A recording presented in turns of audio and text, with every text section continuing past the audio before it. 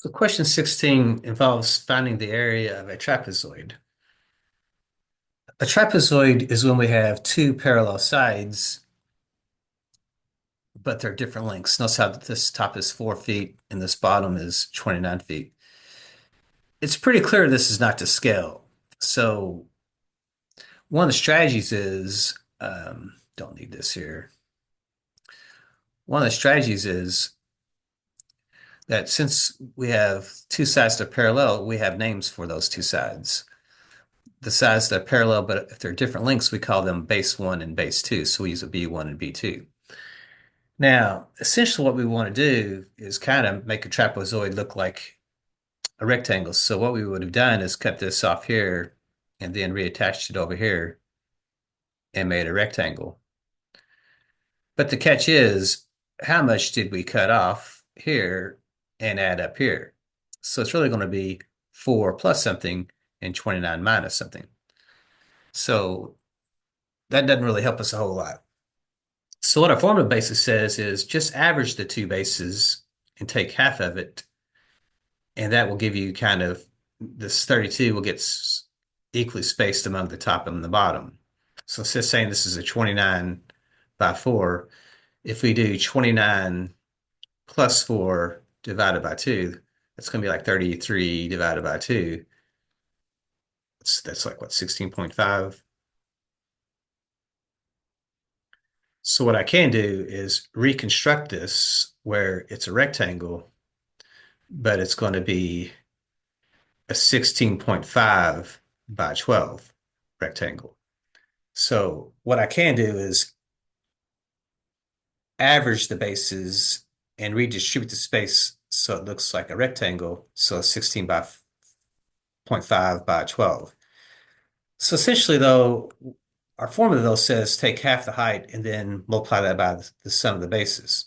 So what we do using a formula is we go 1/2 times 6, and then we add the two bases together, 29 plus 4, and we multiply this by the 29 plus 4. Now again, if I'm doing order operations, 29 plus 4 would be 32. So I'd have 1/2 times 6 plus this.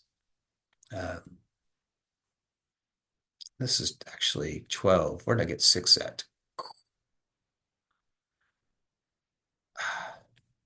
Our height was actually the 12.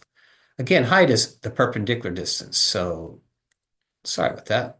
I got ahead of myself. So let's keep the 12 back in here. So notice that 29 plus 4 is actually 33. So what we're really doing is doing half of 12, which is 6. And then 6 times 33 is what we're doing.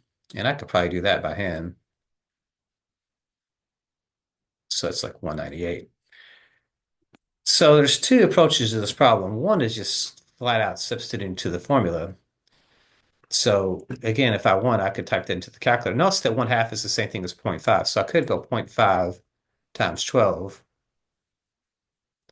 And then in parentheses, I could put the two bases together, the 29 and the 4.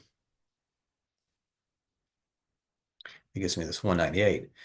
What I also could do is, instead of making keeping it as a trapezoid, I could add the two bases together, divide by 2, which gave me a 16.5, and I could reconstruct it as a rectangle and just go 16.5 times 12. And it should give me the same answer. So there's two lines of thought there. Make it look like a rectangle by averaging the bases and dividing by 2, or simply just use this formula, 1/2 times the height. And again, the height is the perpendicular distance between the two bases. Notice how there's this right angle here, which means it's a straight up and down distance. These slanted distances are not considered heights. Height is a straight up and down distance. So we're going to multiply 1/2 times the height, and then you have to actually add the bases together. And that's where this 29 and 4 is coming from. So if I do that math, I should get 198. But remember, since we're talking about area, since we're talking, what we're asking is how many squares are inside here, we're going to say square feet, or we use the unit of measurement FT with the little power 2, which stands for square feet. So 198 square feet would be the result to that problem.